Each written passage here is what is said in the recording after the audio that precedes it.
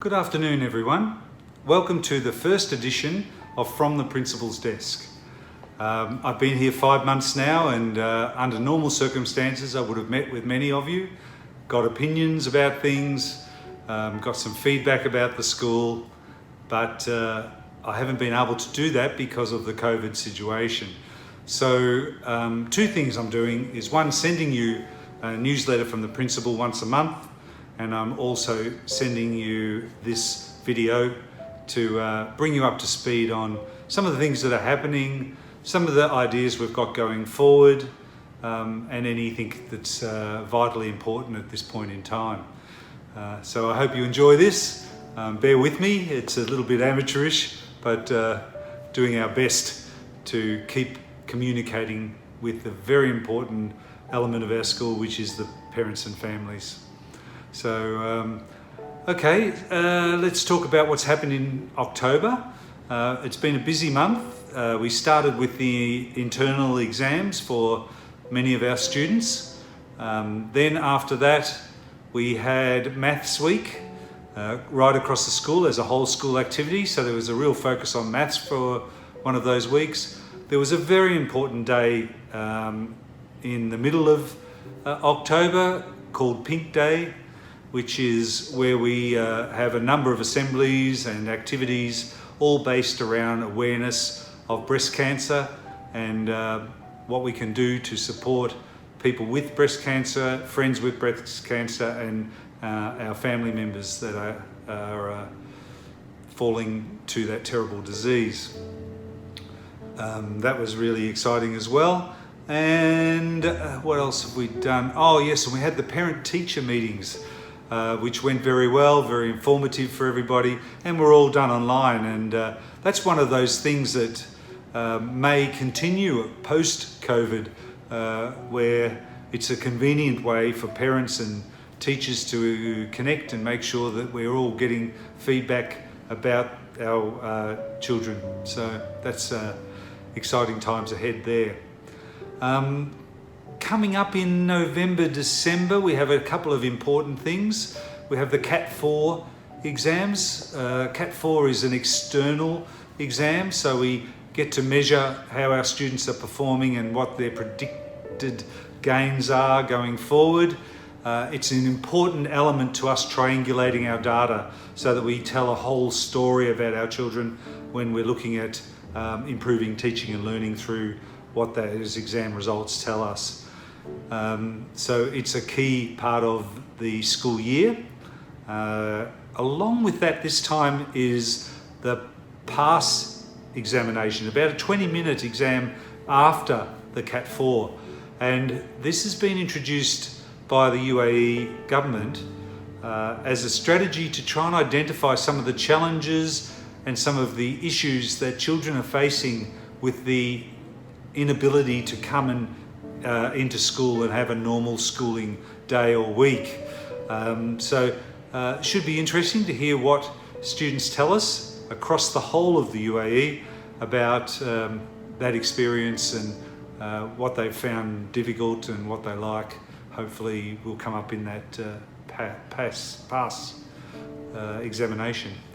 The last one is that we're going to introduce before, I think the window closes 10th of December, but we need to examine all of the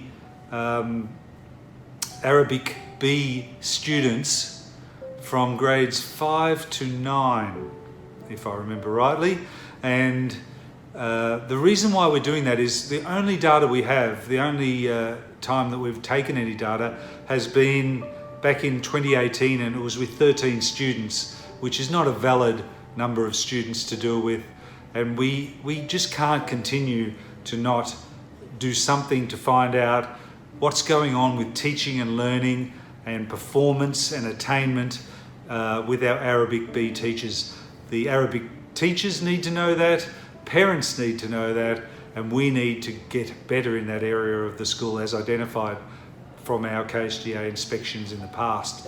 So we will be introducing that exam sometime in the next 30 or 40 days to be completed by those students. Now, let me talk about where I think we are with distance learning and coming back to school. Firstly, let me put forward the point that from a health and safety point of view, the school is inspected, monitored, whatever you want to call it, two to three times every week from different agencies. We have KHDA come in, we have the Dubai Health Authority come in, we have the Transport Department come in. We're all coming in to check whether we're fulfilling our requirements around safety and health for our students in particular. And we have passed those week in, week out with flying colours. We do, anyone who has dropped their children off here, the children disinfect their feet on the way in, their hands, their temperature's taken, their bag is sprayed, they come into the facility, they use sanitizer as soon as they arrive. All of those things are there to ensure that we have the maximum safety, and in the classrooms the same is occurring. Masks have to be worn, all of those things. So we're doing really well in that regard. So let me say that for starters. You would have guessed if you've followed any of my Twitter feeds or anything like that I am an advocate now. I've been okay up until this point, but we're 6 months into the COVID situation where students haven't come to school, and I'm really starting to get worried about that. And in the research, there's some reasons why I should get worried about that. There's a particular article here, and I don't just read one article, but I'll quote a little bit out of this one, that they have minted a new lexicon which is called the COVID slide. And there seems to be some reality around learning loss now that we're moving into this kind of a 6-month frame of online learning. Regardless, I mean, our online learning program is absolutely fantastic, but the challenge is it as good as coming to school, working with teachers, working with fellow students, all of those things? And clearly the research is saying that that challenge is not being met.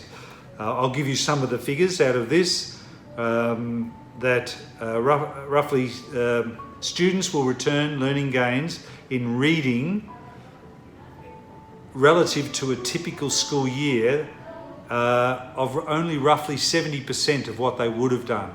So they're losing about 30% of their reading progress during this time.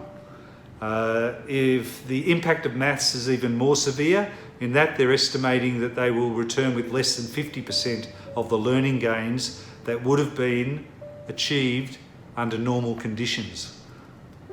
This is concerning for me. There's the McKinsey projects. McKinsey is a global researcher and does some really brilliant work if you ever have a chance to look them up. They're estimating that had the students come back now in November, they would have overall had a learning loss of about 3.1 months.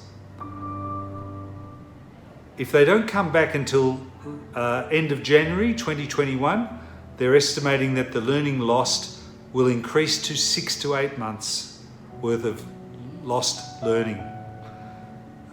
There's a study in Australia, which I'm familiar with, obviously, that estimates that just over 2 months of remote learning, the achievement gap between disadvantaged students and advantaged peers has widened 7%, which is the equivalent of 6 weeks of learning difference. Now, disadvantaged students are students that have technology that drops out all the time, have brothers and sisters that draw their attention away when they're wanting to learn. All of those sorts have parents that can't be there because they've gone to work. All of those issues that are every day for lots and lots of people. So they're the group that they're calling disadvantaged learners. And I just want to mention, given that today is Mental Health Day, the mental and social emotional area in this research talks about schools have long served as the frontline de facto system to provide mental health services to children and adolescents. I don't think that's a surprise to anyone. You only have to remember your own relationship with teachers and all of your friends at school when parents went to school. They're really important, particularly in these formative growing years. And of course, that part of it is missing at the moment. In a Gallup poll survey they did of 360,000 people, 44% of parents say their child's separation from classmates and teachers is a major challenge for their family. Many students are missing out on those in-person relationships and experiences that they get at school. That's nobody's fault. It just is the way that it has to be, but we need to move forward and perhaps make some decisions going forward from a government point of view. Dare I tell the government what to do, but I will be writing to KHDA with that data and trying to get them thinking about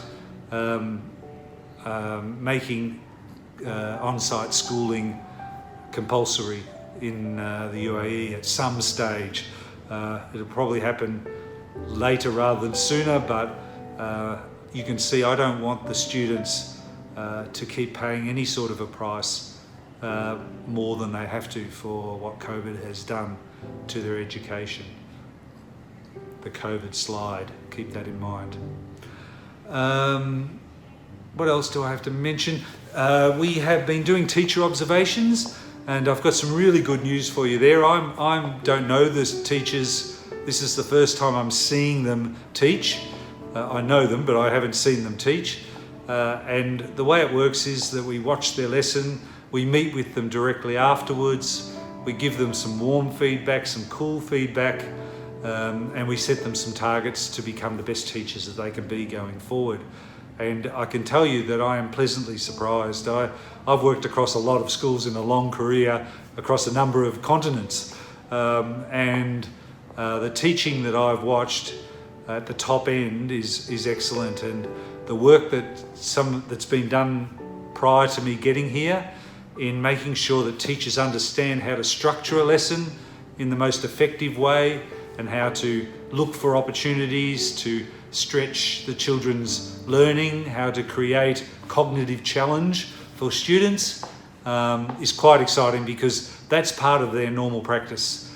It's just that next step of allowing the students to drive much of the learning that's going on in the classrooms. But I'm warmed and excited about what may happen going forward in Springdales School. It won't be the teaching process that doesn't allow us to move forward at all.